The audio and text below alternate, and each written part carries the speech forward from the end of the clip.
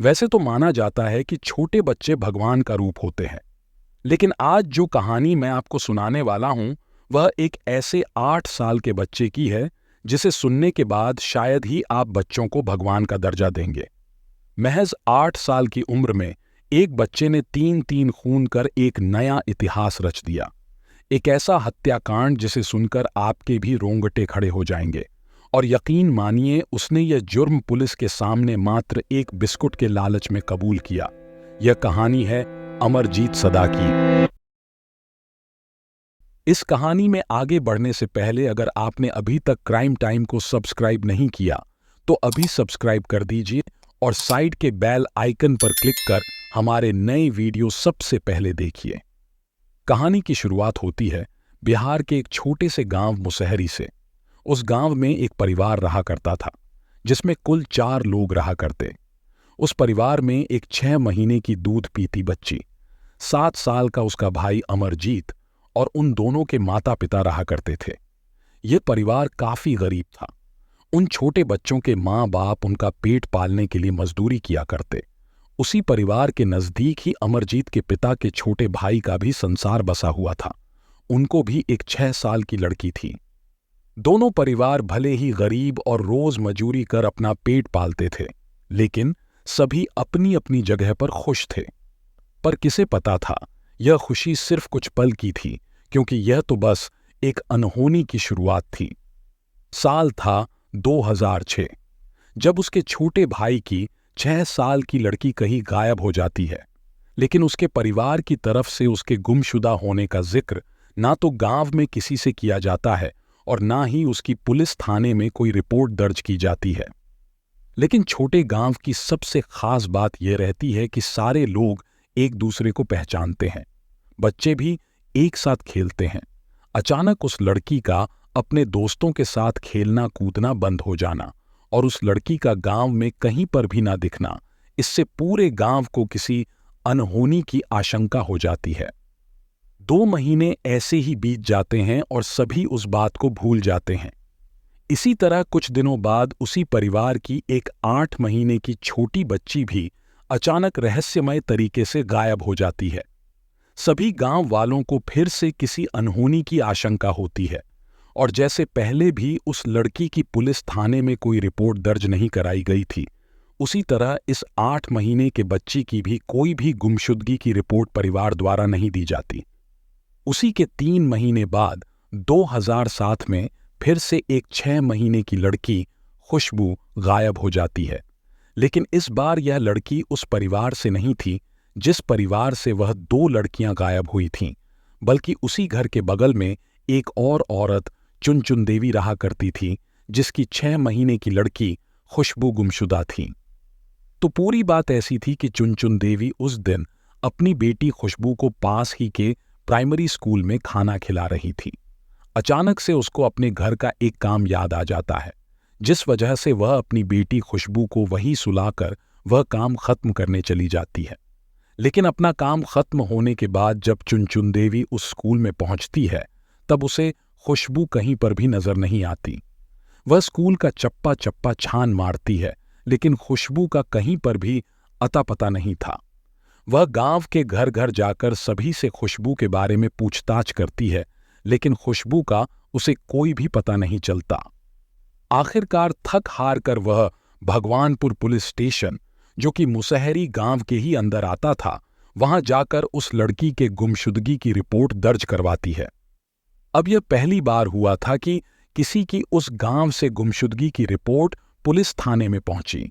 इसके बाद गांव में पुलिस की एंट्री होती है।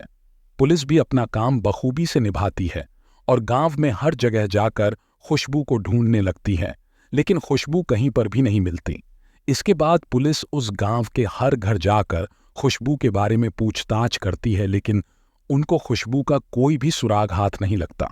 पर एक ऐसी अहम कड़ी उनके हाथ लग जाती है जिससे पुलिस सच के बहुत करीब पहुंच जाती है। दरअसल गांव में पूछताछ करते वक्त उनको कई जगह से यह जानकारी मिलती है कि खुशबू को छोड़कर और भी 2 लड़कियां गांव से पहले भी गायब हुई थीं और वह दोनों एक ही घर से थीं। जब पुलिस अपनी रिकॉर्ड में चेक करती है तो उनको ऐसी कोई भी पुलिस कंप्लेंट नहीं मिलती। इसका मतलब स्पष्ट था कि दाल में कुछ काला है, या यूं कहे कि पूरी दाल ही काली है। अब पुलिस बिना समय गवाए सीधा उस परिवार के घर जाती है और उनसे पूछताछ करना शुरू करती है। घर वालों से पूछताछ करते वक्त वह यह कहते हैं कि खुशबू के बारे में अगर कोई आपको जानकारी दे सकता है तो वह सिर्फ अमरजीत है। पुलिस अब सोच में पड़ जाती है कि 8 साल का बच्चा ऐसा क्या बता सकता है जिससे उन्हें उन 2 लड़कियों की और खुशबू की जानकारी मिले। लेकिन फिर पुलिस सोचती है कि हो सकता है कि अमरजीत ने कुछ देखा हो या उसके हाथ कुछ सुराग लगा हो। पुलिस अब अमरजीत से पूछताछ करना शुरू करती है और उस 8 साल के बच्चे अमरजीत को सवाल करती है कि बताओ बेटा, क्या आपको पता है कि खुशबू कहाँ है? पुलिस वाले ने जब यह सवाल पूछा तो वह बिना उसका जवाब दिए हंस पड़ता है। अब पुलिस फिर से उसको वही सवाल दोबारा पूछती है और इस बार वह हंसते हंसते कहता है कि हाँ, मुझे पता है। इसके बाद दूसरा सवाल पुलिस उससे पूछती है कि चलो बताओ खुशबू कहाँ है? वह फिर से कुछ भी नहीं बोला और बस हंसे जा रहा था। वह सभी पुलिस वालों की शक्ल बार बार देखता और हंसता। अब पुलिस वालों को लगता है कि शायद यह लड़का पागल है, क्योंकि जब भी उसे यह सवाल किया जाता वह सिर्फ उनकी तरफ देखता और हंसता। मगर फिर भी पुलिस ने अपनी हार नहीं मानी और वह लगातार उसे खुशबू के बारे में पूछते रहे, इस आशा में कि हो सकता है शायद अमरजीत को उस बारे में कोई जानकारी हो। कई बार की नाकामयाब कोशिशों के बाद अंततः अमरजीत बोल पड़ा और कहा कि अगर आप मुझे एक बिस्किट दोगे तो ही मैं आपको बताऊंगा। अमरजीत की यह बात सुनकर पुलिस बिना वक्त गवाए उसे एक बिस्कुट का पैकेट लाकर देती है और फिर से उससे पूछती है कि अब बताओ कि खुशबू कहाँ है। लेकिन उनके सवालों का जवाब देने के बजाय अमरजीत ने उस बिस्कुट के पैकेट को खोला और बिस्कुट खाने लगा। पुलिस भी अब सोच में पड़ जाती है कि क्या यह सचमुच जानकारी देगा या बस यूं ही। लेकिन इसके बाद जो जानकारी अमरजीत द्वारा दी गई उसे सुनकर शायद आपके पैरों तले जमीन खिसक जाएगी। उसने बिस्कुट खाते खाते उनको यह बोला कि मैंने उसे खपरेल से मारकर सुला दिया है। ये बात सुनकर पहले तो सभी पुलिस वाले अचंभित हो गए कि यह क्या बोले जा रहा है, लेकिन बार बार पूछताछ करने के बावजूद भी अमरजीत का वही जवाब था कि उसने खुशबू को खपरेल से मारकर सुला दिया है। इसके बाद पुलिस उससे पूछती है कि बेटा बताओ कि आपने उसे कहाँ सुलाया है। तब वह बोला कि चलो मैं आपको उस जगह पर ले चलता हूं। अब उन पुलिस वालों को अमरजीत उसी प्राइमरी स्कूल जहां से खुशबू गायब हुई थी उसके पीछे ले जाता है और पीछे आने को कहता है। वह उसी स्कूल से कुछ दूर एक सुनसान सी जगह पर लेकर जाता है और वहां पहुंचने के बाद वह एक झाड़ियों की तरफ इशारा कर उन सभी पुलिस वालों को यह बताता है कि उसने खुशबू को यहीं पर सुलाया है। अब पुलिस बिना वक्त गवाए भागती हुई उस झाड़ियों की तरफ जाती है। तब उन्हें वहां एक छोटा गड्ढा दिखाई देता है। जब पुलिस उस गड्ढे के ऊपर की घास फूस हटाती है तब उन्हें वहां खुशबू की लाश मिलती है। यह देखकर पुलिस भी सदमे में चली गई कि एक 8 साल का छोटा सा बच्चा जो कि अपनी खेलने कूदने की उम्र में है वह ऐसा कैसे कर सकता है। मगर यह किसे पता था कि वह छोटा सा बच्चा ही खुशबू का कातिल होगा। इसके बाद पुलिस वालों ने खुशबू का मर्डर करने के जुर्म में अमरजीत को अपने हवाले ले लिया और उसे पुलिस थाने ले गए। पुलिस थाने में भी अमरजीत सिर्फ उन पुलिस वालों को देखता रहता और उनकी तरफ देखकर मुस्कुराते रहता, मानो उसे कुछ पता ही नहीं था कि उसने एक बहुत बड़े अपराध को अंजाम दिया है। या यूं मानिए कि उस छोटे बच्चे को पता ही नहीं था कि पुलिस क्या होती है, पुलिस स्टेशन क्या होता है, कानून क्या होता है और अपराध क्या होता है। अब पुलिस ने उसे सख्ती से पूछा कि बताओ तुमने खुशबू की हत्या कैसे की। लेकिन उसने इस सवाल का जवाब ही नहीं दिया, बस वह उनकी तरफ देखकर मुस्कुराए जा रहा था। फिर 2-3 बार एक ही सवाल प्यार से पूछने के बाद उसने जवाब दिया और कहा कि जब खुशबू के पास दोपहर में कोई भी नहीं था तब वह खुशबू को एक सुनसान खेत में ले गया। उसके बाद सबसे पहले तो उसने उसका बहुत जोर से गला घोटा जिस वजह से वह बहुत तेज रोने लगी। इसके बाद उसी खेत की एक ईंट उठाई और उसके सर पर दे मारी और उसने वह ईंट तब तक मारी जब तक खुशबू मर नहीं गई। उसके बाद उसने एक छोटा सा गड्ढा बनाया और उसमें उसने खुशबू को लिटा दिया और ऊपर से थोड़ी बहुत झाड़ियां और मिट्टी डाल दी। अब जब अमरजीत ने सारी सच्चाई पुलिस के सामने कबूल कर ली, तब पुलिस वालों को एक और बात याद आई जो कि गांव में बहुत फैली हुई थी, यानी कि वह 2 लड़कियां जो उसी के परिवार से गायब हुई थीं, जिनका जिक्र हमने कहानी के शुरुआत में किया था। पुलिस को धीरे धीरे अमरजीत पर यह शक भी होने लगा कि क्या अमरजीत ने ही उन 2 लड़कियों को गायब किया था। अब फिर से अमरजीत के साथ पुलिस बातचीत करना शुरू करती है। पुलिस उसे पूछती है कि तुमने ऐसे कितने लोगों को खपरेल से मारकर सुलाया है। यह सवाल सुनते ही वह फिर से उन पुलिस वालों को देखकर हंसने लगा और हंसते हंसते कहा कि एक और बिस्किट दोगे तो ही बताऊंगा। इसके बाद फिर से अमरजीत के लिए एक बिस्कुट का पैकेट मंगाया जाता है और उसे खाने के लिए दिया जाता है। बिस्कुट खाते खाते फिर से पुलिस उसे पूछती है कि अब बताओ तुमने किन किन को इसी तरह सुलाया है। उसके बाद उसने कबूल किया कि उसने इस तरह 2 और लड़कियों को ईंट और खपरेल से मारकर सुलाया था, और यह 2 लड़कियां कोई और नहीं बल्कि उसी के परिवार की, यानी अमरजीत की बहन और चचेरी बहन थी। यह सुनने के बाद सभी पुलिस वालों के रोंगटे खड़े हो गए, क्योंकि उनके सामने कोई आम बच्चा नहीं बल्कि 8 साल का एक सीरियल किलर था, जिसने इतनी कम उम्र में 3-3 हत्याएं कर एक नया इतिहास रच दिया। इसके बाद पुलिस अमरजीत के चाचा और पिताजी को पुलिस थाने में बुलाती है और उनसे पूछताछ शुरू करती है। पूछताछ के वक्त उसके चाचा और पिताजी यह खुलासा करते हैं कि हाँ, आज से तकरीबन 8 या 9 महीने पहले, यानी 2006 में सबसे पहले अमरजीत ने अपने चाचा की बेटी का कत्ल किया था, और उसे भी खुशबू की तरह पत्थर मारकर और गला घोंटकर मार डाला गया था।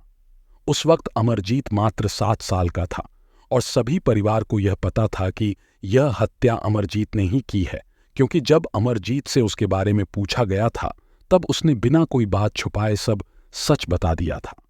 और ठीक उसके 6 महीने बाद अपनी ही 8 महीने की दूध पीती बहन को भी कुछ इसी तरह मौत के घाट उतार दिया था और बाद में उसे कबूल भी कर लिया था। इसके बाद पुलिस ने अमरजीत के चाचा और पिताजी को खूब डांटा और पूछा कि जब आपको पता था कि उन दोनों का खून अमरजीत ने किया है, तब आपने पुलिस स्टेशन में रिपोर्ट दर्ज क्यों नहीं कराई। तब उन्होंने कहा कि जब अमरजीत ने अपनी ही चाचा के लड़की का खून किया, तब हमें लगा कि वह उससे नादानी से हो गया होगा, या एक दूसरे से झगड़ा करते करते उसने अनजाने में उसे मार दिया होगा। उसके बाद हमने अमरजीत को थोड़ा बहुत डांट कर और उसे समझाकर छोड़ दिया और इस मामले को वहीं दबा दिया। लेकिन इसके बाद जब उसने अपनी खुद की बहन को मार डाला, तब हमने उसकी खूब पिटाई की, और बहुत मार खाने के बाद अमरजीत ने कहा कि पिताजी, अब मैं कभी भी ऐसा काम नहीं करूंगा। इसलिए हमने फिर से उसे एक और बार माफ कर दिया। अब जो 2 लड़कियां मर चुकी थीं, वह और जिसने उसे मारा था, वह एक ही परिवार का था। इस वजह से हमने इस मामले को वहीं दफना दिया और इस बात का जिक्र ना तो गांव वालों से किया और ना ही इसकी शिकायत पुलिस थाने में कराई। इतनी बात सुनकर पुलिस ने अमरजीत के पिताजी और चाचा के बयान दर्ज कर लिए, लेकिन फिर भी सवाल तो वही था कि आखिर क्यों अमरजीत ने 3-3 खून क्यों किए थे। अब तक की सारी पहेली खुद अमरजीत ने ही सुलझाई थी, और शायद ये पहली भी वही सुलझाएगा। इसी आशा में फिर से एक बार पुलिस अमरजीत से पूछती है कि उसने यह 3-3 खून किस वजह से और क्यों किए। तब उसका जवाब था कि मुझे ऐसा करने में मजा आता है। जब मैं किसी को मारता हूं तब उन्हें तकलीफ होती है और मुझे उन्हें तकलीफ में देखकर आनंद मिलता है। अमरजीत का यह बयान बड़ा ही खौफनाक था, क्योंकि अब सभी को पता चल चुका था कि अमरजीत कोई आम बच्चा नहीं, बल्कि वह एक ऐसा दिमागी मरीज था जिसे एक ऐसी बीमारी है जिसमें किसी को दुख और दर्द में देखकर एक अनोखी खुशी मिलती है। उसके बाद अमरजीत को एक साइकियाट्रिस्ट को दिखाया जाता है और वह अमरजीत के दिमाग को पढ़ने की कोशिश करता है। काफी टेस्ट के बाद यह सामने निकल कर आता है कि अमरजीत को एक ऐसी बीमारी है जिसे कंडक्ट डिसऑर्डर कहा जाता है, जिससे किसी को तकलीफ में और दर्द में देखने पर खुशी की प्राप्ति होती है। अमरजीत को तो पता भी नहीं था कि यह जो वह कर रहा है उससे किसी की जान जा रही है। ना तो उसे यह पता था कि उसने जो किया वह एक जुर्म था और ना ही उसके मुताबिक यह कोई हत्या थी। इसीलिए जब कोई भी उसे इस खून के बारे में पूछता तब वह बिना घबराए सभी को सच बता दिया करता था, जैसे उसने पुलिस के सामने भी आसानी से और बिना डरे कबूल कर लिया। कुछ दिनों बाद अमरजीत को अदालत में पेश किया जाता है। अब क्योंकि वह 18 साल से कम उम्र का था, इस वजह से उसे बाकी कैदियों की तरह जेल में बंद नहीं किया जा सकता था। इसलिए उसे बाल सुधार गृह में भेज दिया गया। पर भारतीय कानून के अनुसार अमरजीत को 3 साल से ज्यादा बाल सुधार गृह में भी नहीं रख सकते थे, जिस वजह से वह 3 साल बाद आराम से वहां से छूट जाता है। लेकिन अमरजीत की दिमागी हालत ठीक न होने के कारण सभी ने यह फैसला किया कि जब तक अमरजीत की उम्र 18 साल के ऊपर ना हो जाए तब तक वह वहीं डॉक्टरों की निगरानी में रहेगा और उनसे अपना इलाज करवाएगा, और उसके बाद उसकी कोई भी जानकारी पब्लिक को नहीं बताई गई। क्योंकि उसका जन्म 1989 में हुआ था, इसका मतलब आज की तारीख से अगर देखा जाए तो उसकी उम्र 18 साल के ऊपर हो चुकी होगी। लेकिन उसने इतनी कम उम्र में इतने बड़े जुर्म को अंजाम दिया था, इस वजह से उसके माता पिता ने उसे उस गांव में रहने की अनुमति नहीं दी। अब अमरजीत किसी दूसरे गांव में अपनी एक नई पहचान बनाकर रह रहा है। फिलहाल वह कहाँ है, क्या कर रहा है, यह किसी को भी नहीं पता। आपको क्या लगता है, अमरजीत को सजा होनी चाहिए थी या नहीं? मुझे कमेंट सेक्शन में आपकी राय जरूर बताएं और ऐसी ही क्राइम की दुनिया को नजदीक से जानने के लिए क्राइम टाइम को सब्सक्राइब करके बेल आइकन दबाना ना भूलें। जय हिंद।